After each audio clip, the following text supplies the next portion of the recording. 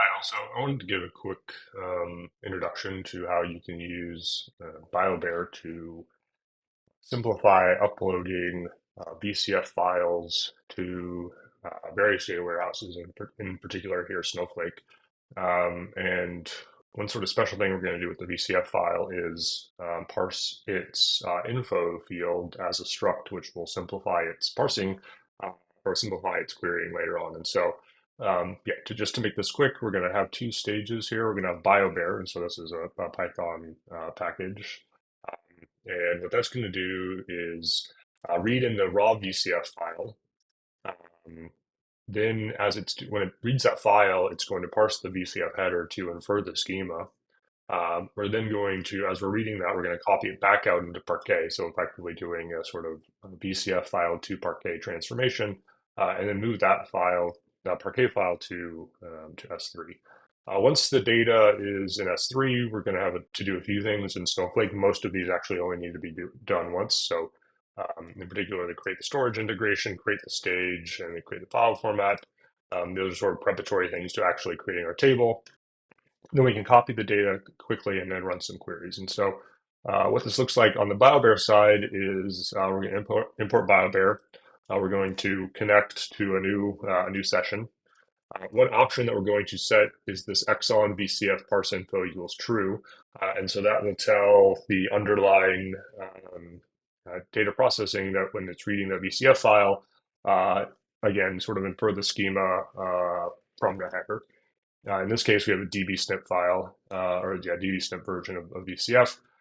And so when we do that schema inference, what we can see is if we create a Chrome, we get the Chrome position, we get position, we have the ID, and then this last field is info dot dbSnip build ID. And so that is actually a particular field in the info, and it's an I32 because it corresponds to an integer number. And so you see we get some like meaningful information where we have this somewhat complex data type that is info, but we've parsed it as a struct and thus can query it as such via SQL.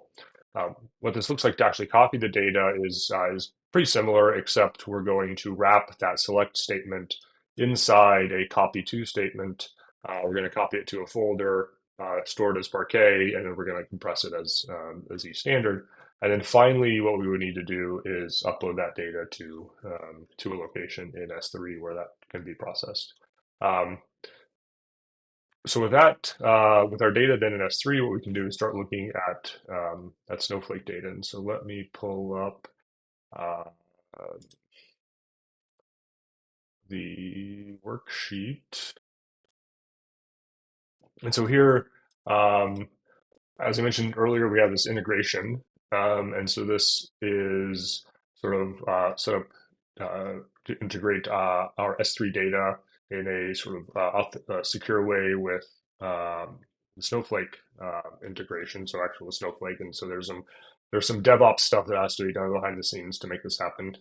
Feel free to reach out if you have any questions about that. The next thing is we're going to have a stage. So yeah, pretty similar. Again, we can see like sort of the URL where the stage location is and the storage integration attached to the stage. We're dealing with dbSnip data, like I mentioned, and so we're going to create a file type for that, which is based on Parquet. Then we're going to create a table. And so this is a little bit of magic, but basically what this does is allows us to run a create statement and infer the schema from our S3 location. Once we've done that, we can institute a copy command here. So we're just going to copy into that new table from our stage with the appropriate format. And then if all goes well, we can start doing some querying. So I'm just going to run a quick query here. This is basically just a count by chromosome. And so you can see there's about 5 million VCFs or VCF records, variant records on the second chromosome.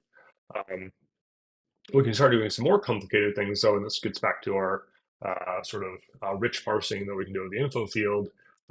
We can actually access this info.common, which is a 0 or 1 that represents whether or not a particular variant is common. So this is the CTE. We're also going to do a basic halving statement to limit it to common ones or limit it to common chromosomes. And then so we can run that.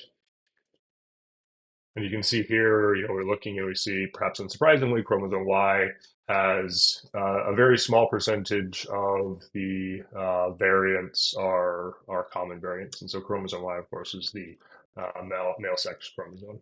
But yeah, you can sort of look and see otherwise it's pretty flat. So hopefully the super quick demo just gives everybody a sense for how BioBear and its sort of rich schema inference capabilities can take a complex field like infos in a VCF file and turn it into something that's meaningfully queryable in a SQL system.